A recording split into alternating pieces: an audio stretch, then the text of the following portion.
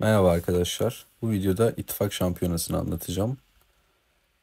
Şöyle girelim etkinlik koşullarına. Bir ittifakın parçası olmalısınız. Şefin fırın seviyesi 10 olmalıdır. En az 10 ittifak üyesi kayıt yaptırmalıdır.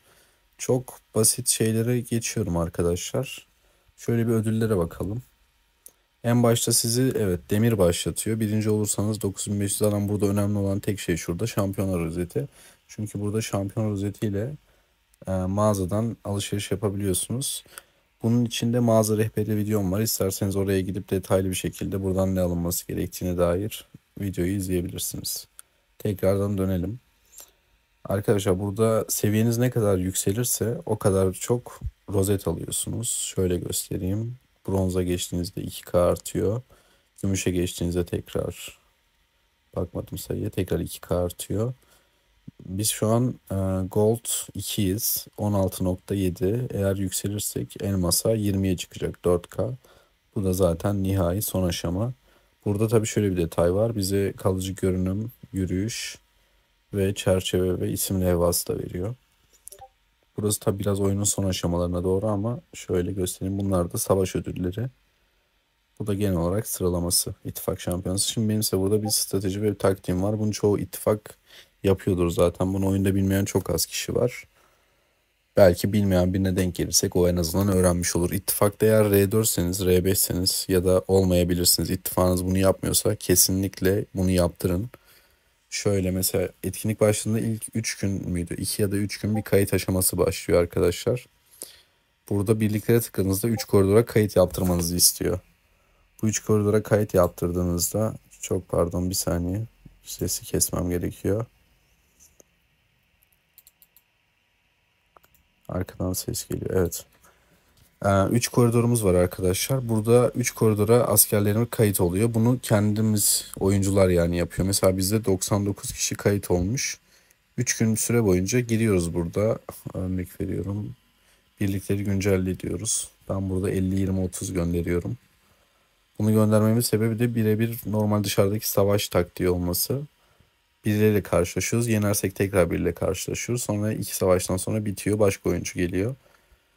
Şöyle arkadaşlar, 3 koridoru dağıtırsak çok fazla güçlüyse sizin ittifakınız, diğer ittifaktaki oyuncular güçlerini düşük tutarsa onlarla karşılaşma ihtimaliniz falan oluyor. O yüzden o ihtimali en düşüğe düşürmek için çok anlatamadım ama şöyle anlatayım. Tek koridora herkes kaydolursa diğer iki koridor boş olduğu için sizin ittifak gücünüz düşükmüş gibi gözüküyor. Sanki bu iki yere asker yok. Burada tek başınıza işte 51.6K güç var. Diğer iki tarafta hiç güç olmadığı için sistem bunu bu şekilde algılıyor.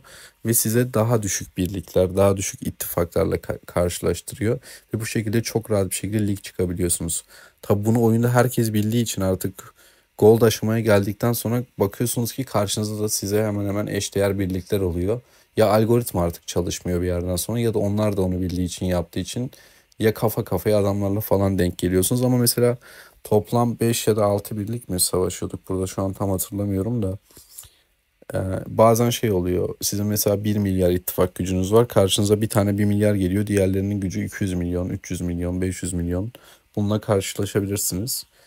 Bu videonun devam edeceğin kısmını, ne kadar kalmış? 4 saat kalmış. 4 saat sonra R4'e geçip şey yapacağım arkadaşlar. Bunları nasıl dağıttığımı göstereceğim size. Bunun taktiğini de verdikten sonra.